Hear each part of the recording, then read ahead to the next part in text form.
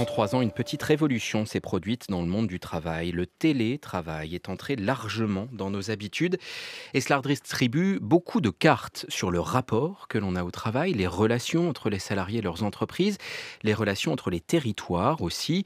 Cette révolution du télétravail, l'Institut Paris Région y consacre un cahier très dense, nourri de réflexions de sociologues, épidémiologistes, économistes. Révolution aux retombées positives, mais aussi porteuse éventuellement de nouvelles inégalités.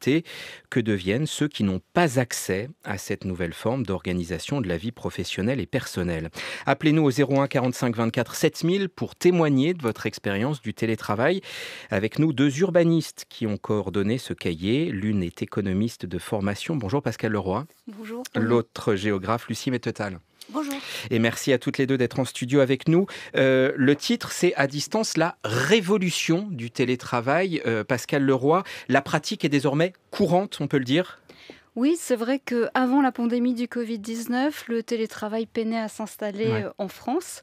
Le Covid a tout changé puisque brutalement, une grande partie de la population, en tout cas toutes les personnes qui pouvaient travailler à distance, ont été contraintes de le faire. Ouais. Et elles se sont appropriées des outils numériques, des nouveaux usages. Et désormais, le télétravail s'est installé durablement. En chiffres, on est passé de moins de 5% des actifs qui pratiquaient régulièrement le télétravail à plus de 30%. On est à un tiers des actifs qui le pratiquent régulièrement. Ça ne veut pas dire tous les jours, hein, bien sûr. Non, ça ne veut pas dire tous les jours. Régulièrement, c'est généralement 2 jours par semaine en moyenne. Et c'est vrai qu'en France, on est passé de 4% avant la pandémie à 22%. Et en Île-de-France, et c'est vrai que le télétravail est plus fréquent dans les grandes métropoles. Donc en Île-de-France, on était 20% avant. Et maintenant, nous sommes à 43% de télétravail. Alors pourquoi particulièrement en Île-de-France ? En Île-de-France, parce qu'il y a une part de cadres Voilà. qui est plus élevée, Ouais. tout simplement. Et Et Oui, peut-être qu'il y a un impact important, c'est là aussi que ça se voit, que ça s'est régularisé, l'impact sur les transports en Île-de-France. On peut peut-être s'arrêter là-dessus. l'impact sur les transports, oui, on est passé. Alors on dit qu'on est passé d'heures de pointe aux jours de pointe, et effectivement, on observe une baisse de la fréquentation des transports en commun d'environ 18% le vendredi, par Voilà. exemple. Là où le mardi, effectivement, la baisse n'a pas lieu. Le vendredi et le lundi sont devenus des jours un peu plus creux pour les transports en commun. C'est à ça qu'on voit Oui, on démarre la semaine en douceur et on la finit en douceur. Allez, un télétravailleur heureux au standard. Bonjour Guy. Bonjour. Nous vous écoutons. Quel est votre témoignage ? Comment vivez-vous ce télétravail ? J'ai l'avantage d'avoir un volume annuel de journées de télétravail Ouais. que je peux utiliser à peu près comme je veux et ça me permet de mieux concilier ma vie professionnelle et ma vie personnelle. Et vous circulez comment du coup ? Moi, je circule à vélo, Ouais. donc les semaines où la météo est très très mauvaise pendant plusieurs jours, pour souffler un peu, je fais télétravail.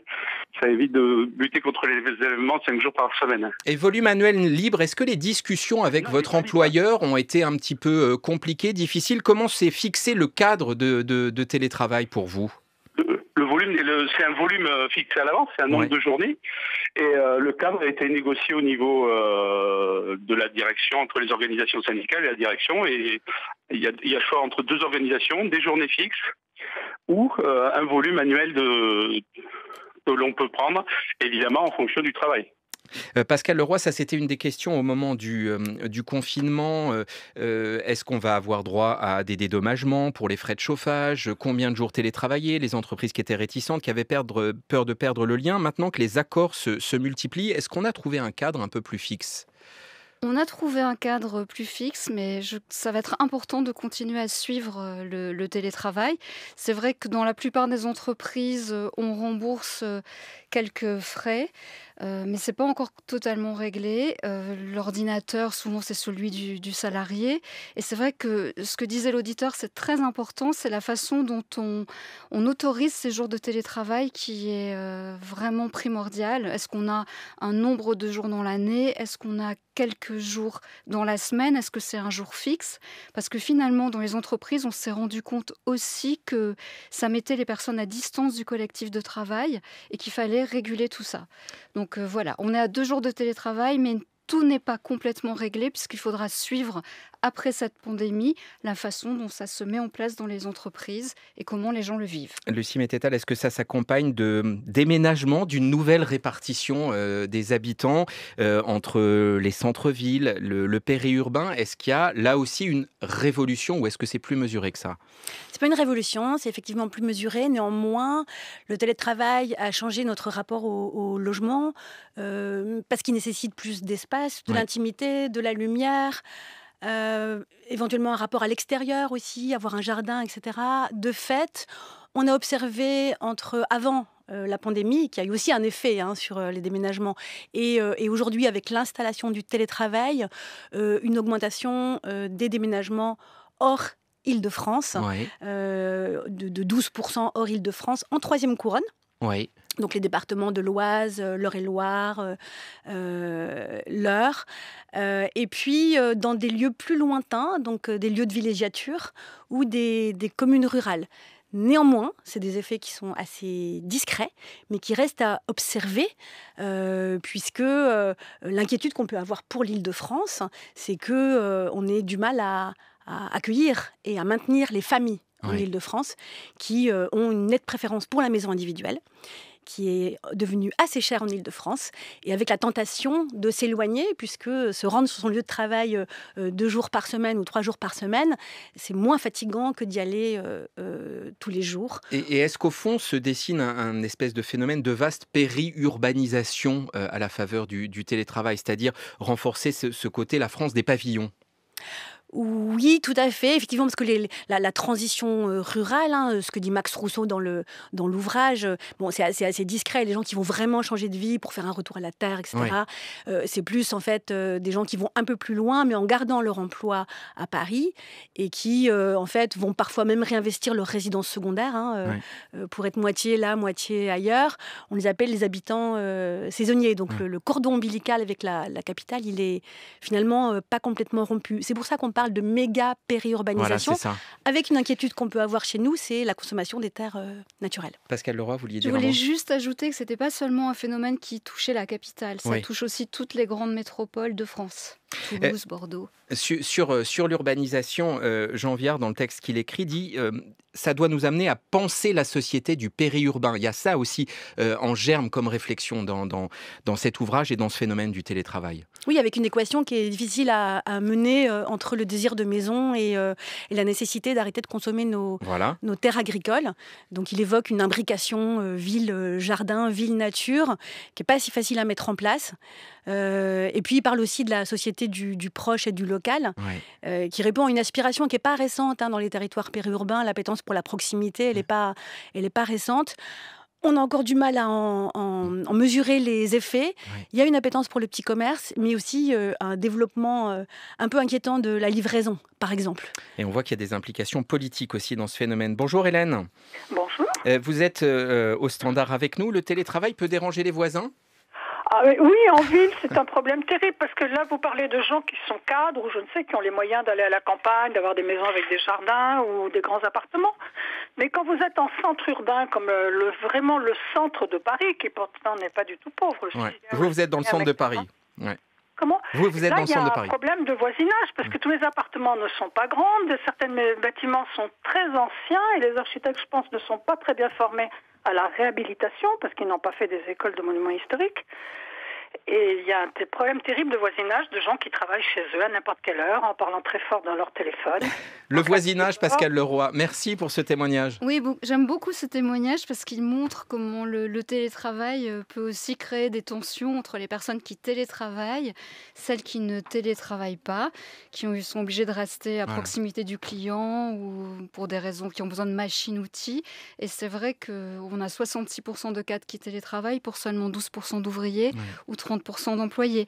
Et c'est vrai que ça pose de nouvelles interrogations sur des régulations au sein des immeubles, dans les quartiers. Et Voilà. de nouvelles inégalités. Notre invité d'hier parlait du back-office et du front-office, c'est-à-dire le front-office, c'est les cadres qui peuvent, eux, télétravailler, et back-office, c'est tous les travailleurs de deuxième ligne qui sont obligés d'être sur leur lieu de travail, les soignants, les caissières, caissières, les livreurs. Et voilà, ce phénomène du télétravail crée une nouvelle inégalité au fond. Oui, c'est ce qu'on a vu dans les gens qu'on appelle les travailleurs essentiels, Ouais. notamment, qui ont vraiment besoin d'être sur leur lieu de travail et qui souvent aussi ont des bas salaires. C'est pour ça que dans le cahier, on a consacré un article à la nécessité de rapprocher en fait les travailleurs essentiels de leur lieu de travail, Oui. enfin de rapprocher leur logement pour qu'ils aient de meilleures conditions de vie et Avec pour pourquoi pas des éviter ce priorités en décalage, termes avec de des logements sociaux, priorités, voilà. exactement, par intercommunalité. La loi 3DS prévoit de consacrer des réservations aux travailleurs essentiels. Est-ce que les télétravailleurs sont plus productifs que Oui, les autres? On euh, peut le dire là maintenant? oui, on peut le dire. Alors, avec une certaine nuance, plusieurs études ont montré une hausse de la productivité, pardon, Oui. mais jusqu'à un certain point. C'est-à-dire que s'il y a trop de jours télétravaillés, la mise à distance est trop importante et la productivité peut baisser. Mais jusqu'à 2, 3 jours de télétravail, on a une hausse, enfin ça dépend des études, mais on va dire 20% en plus. Et pour Euh, apporter une nuance qui Allez-y. faiblit, c'est la créativité. Ce Donc qui là, fait... on Ah parle de bon? productivité, c'est intéressant, mais la créativité à distance peut s'affaiblir parce que la créativité, en fait, elle n'est possible que par l'interaction physique. Gardez la parole, je voulais vous soumettre le message de Camille sur l'application. Je suis resté à un rythme de 3 jours de télétravail par semaine. J'habite à 50 km de mon lieu de travail. Mon poste le permet. Plus d'équilibre, moins de temps au volant. Bilan carbone divisé par 2. Alors, vous l'interrogez dans ce cahier. Est-ce que le télétravail est écolo? Est-ce qu'il l'est tant que ça? Bon, on a beaucoup fantasmé sur le sujet.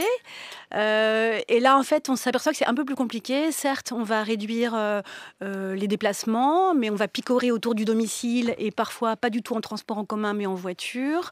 On va multiplier par 2 nos équipements numériques. Ça fait des extractions de zinc, d'or et compagnie.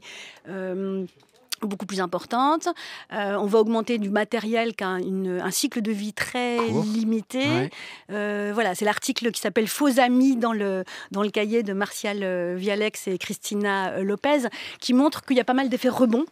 On parlait des livraisons Ouais. tout à l'heure.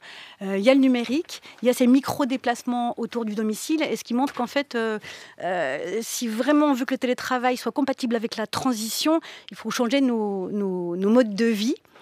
Et juste pour rebondir sur le voisinage, Oui. le voisinage, c'est aussi des nouvelles sociabilités Bien sûr. et c'est aussi de l'entraide. Alors, c'est un peu éloigné de la transition, mais je trouvais ça important parce qu'une société résiliente, c'est aussi une société qui s'entraide.